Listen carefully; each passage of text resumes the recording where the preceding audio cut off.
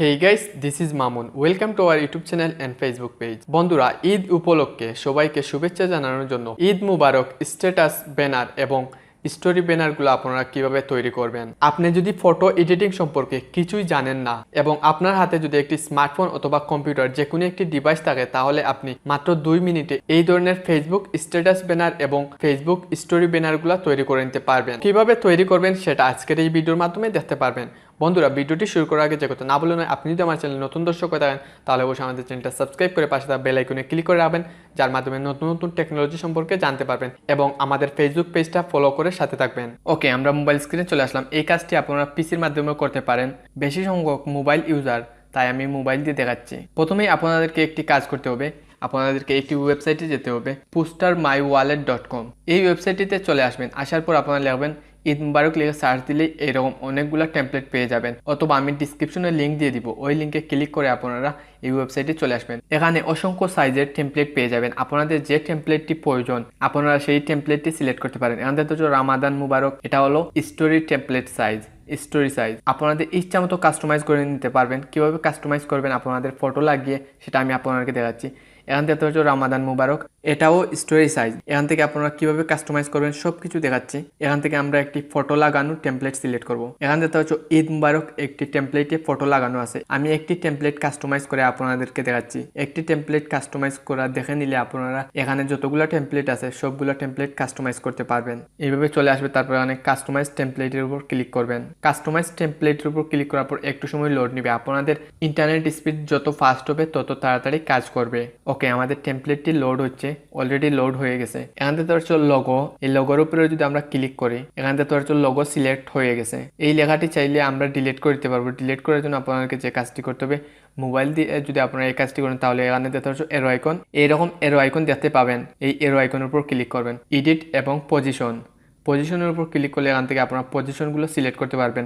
এখানে যে যে পজিশনে এই লেখাগুলো সিলেক্ট করে আছে, এই পজিশন এখান থেকে চেঞ্জ করতে পারবেন। বাট আমরা যে পজিশনে আছে সেই পজিশনটাই রাখবো, তাই এডিটের উপর ক্লিক করব। ক্লিক করে এখানে লোগো লেখা আপনারা চাইলে সেটা ডিলিট করে দিতে পারেন। ওকে, আমরা ডিলিট করে দিলাম। লোগোটা থাকুক, আমরা মেইন ফটোটা চেঞ্জ করে দেখাচ্ছি কিভাবে চেঞ্জ করবেন। আমরা মেইন ফটোর উপর ক্লিক করলাম। মেইন ফটোর উপর ক্লিক করার পর আনতে হচ্ছে রিপ্লেস একটি অপশন চলে আসছে।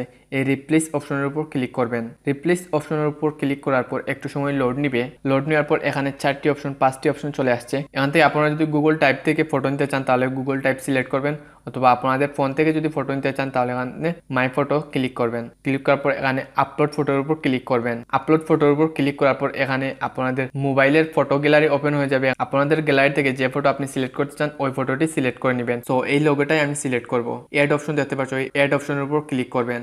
যতটুকু জায়গা সিলেক্ট করবেন ততটুকু জায়গায় এখানে দেখাবে। ওকে, যে ফটোগুলো আপনাদের এই টেমপ্লেটের সাথে যায় ওই ফটোগুলাই সিলেক্ট করবেন। শুধু আপনাদেরকে দেখানোর জন্য এই ফটোটি আমি সিলেক্ট করতেছি। তারপর এখান থেকে ক্রপের উপর ক্লিক করবেন। ক্রপের উপর ক্লিক করার পর এখান থেকে এই ফটোটি কিন্তু মার্ক করা রয়েছে। এখানে আপনারা যদি আঙ্গুল দিয়ে এইভাবে যদি টানেন তাহলে ফটোটি উপর নিচ হবে।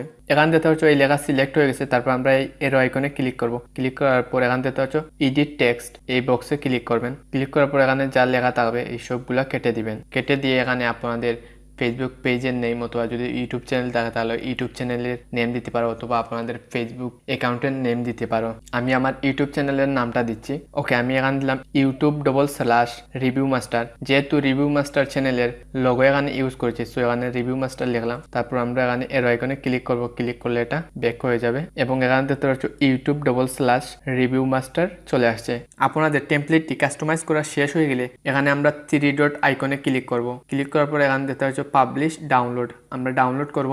ডাউনলোডের উপর ক্লিক করার পর একটু সময় লোড নেবে। ওকে, লোড নেওয়ার পর এখানে দেখতে পাচ্ছ বেসিক ইমেজ এবং হাই রেজুলেশন ইমেজ। যদি আপনারা হাই রেজুলেশন ইমেজ ডাউনলোড করতে চান তাহলে এখানে আপনাদেরকে বাই করতে হবে। সো আমরা যেহেতু ফ্রি ইউজ করব তাই বেসিক ইমেজ এটা সিলেক্ট করব। সিলেক্ট করে ডাউনলোডের উপর ক্লিক করব। ক্লিক করার পর একটু সময় লোড নেবে। এখানে ডাউনলোড স্টার্ট হয়ে গেছে।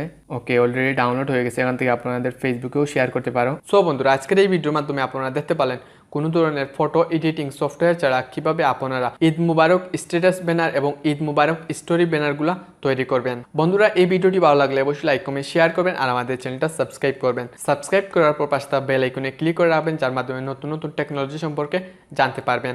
Thanks for watching.